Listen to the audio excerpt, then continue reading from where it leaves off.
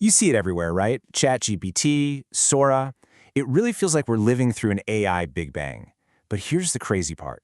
What if I told you that almost all of this insane progress, it all traces back to one single moment, a single idea from just a few years ago?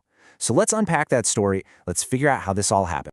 So what's the secret ingredient? You know, the magic sauce that powers basically every major AI you've ever used. Now, you might think it's just, more data or faster computers. And sure, those things help. But the real answer, it's hidden inside this one single research paper from a team at Google back in 2017. And today, we're going to break down exactly what that paper said and why it literally changed everything. Okay, but to really, truly get how big of a deal this was, we got to rewind. We need to understand what the world looked like before this paper. We have to see the old way of doing things and why the entire field of AI was basically hitting a brick wall. So before 2017, the go-to models for language were these things called recurrent neural networks, or RNNs for short, and they had a huge, huge bottleneck. They had to process language sequentially, one word at a time. Just imagine a computer reading a sentence like that. The cat sat. It was painfully slow. And because of this one-at-a-time approach, they couldn't use the full power of modern GPUs, which are designed to do tons of things all at once, in parallel. This wasn't just a speed issue, by the way. It put a hard cap on how much data you could even train these things on, which basically limited their potential from the get-go. But, being slow, that wasn't even their biggest problem. RNNs also had a terrible memory. The best way to think about it is like that game of telephone you played as a kid. The message from the beginning of a long sentence would get weaker and weaker, just totally garbled by the time the model got to the end. There's a technical name for this, the vanishing gradient problem, but all it really means is that the context from the first word was basically gone, and that made it almost impossible for the AI to grasp the meaning of long, complex sentences. So let's recap.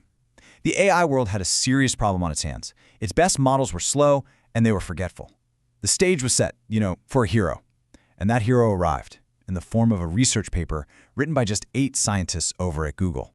And the title they gave this paper was just perfect. A little quirky, a little bit of a nod to the Beatles. Attention is all you need. This wasn't just another boring academic paper. No way. This was a total game changer, a complete paradigm shift.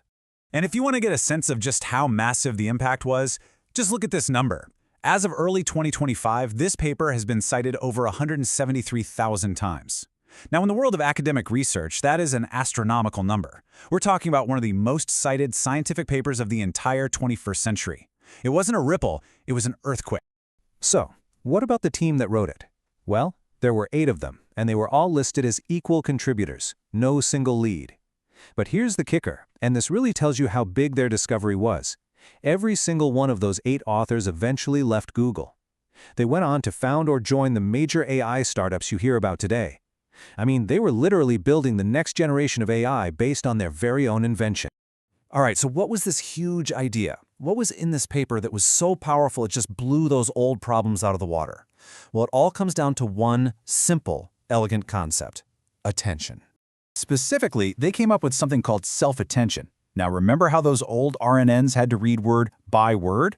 Well, self-attention does the exact opposite. It lets the model look at the entire sentence all at once, and then it figures out how important every word is to every other word, building this incredible web of connections. That whole game of telephone problem? Yeah, this solved it, just like that in one brilliant stroke. Okay, to make this idea really stick, there's this fantastic analogy.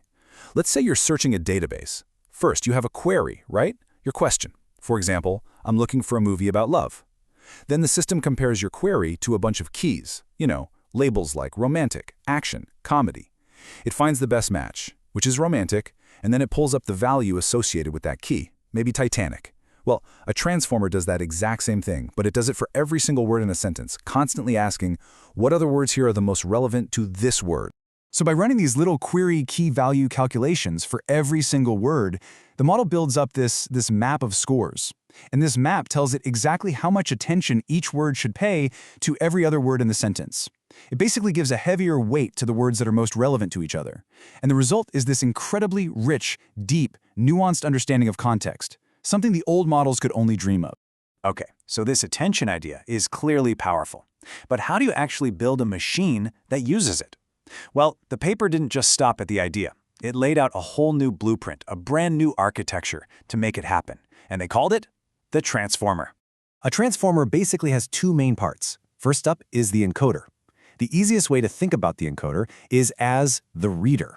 Its whole job is to take your input sentence, read the entire thing at once, using that powerful self-attention we just talked about, and then, well, it kind of digests it. It turns it into a rich set of numbers that perfectly captures the deep meaning and the context of what you wrote. Then you have the second part, the decoder, or the writer. The decoder takes that super rich understanding that the encoder created and uses it as a guide. It then starts generating the output, whether that's a translation or a reply to your question. And here's the cool part. As it's writing each new word, it's also using attention to constantly look back at the most important parts of your original sentence, which makes sure the final output is totally coherent and makes sense. But wait a second. You might be thinking, if the model is looking at all the words at the same time, how on earth does it know what order they're in? That's a great question, and this is the final brilliant trick. The paper introduced something called positional encoding. Before anything else happens, the model adds a special mathematical signal, think of it like a unique timestamp made of sine and cosine waves, to each and every word.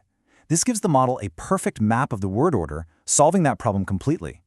So, there you have it. That's the theory, a new architecture that's super fast because it's parallel and super smart because it's context-aware. But what did all this theory actually do in the real world? Well, to put it simply, it unleashed the AI boom we're all living through right now. I mean, you can draw a perfectly straight line from this one paper to everything we see today. The paper comes out in 2017. Just 1 year later, boom, 2018, this new architecture is already being used to build Google's BERT, which was a master at understanding language, and OpenAI's very first GPT model, a pioneer in generating it.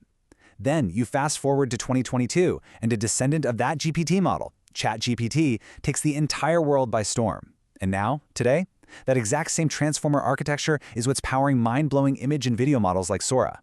It's the same engine under the hood of everything. So in the end, attention is all you need wasn't just about a better model. It was about giving AI a completely new way to see and process the world.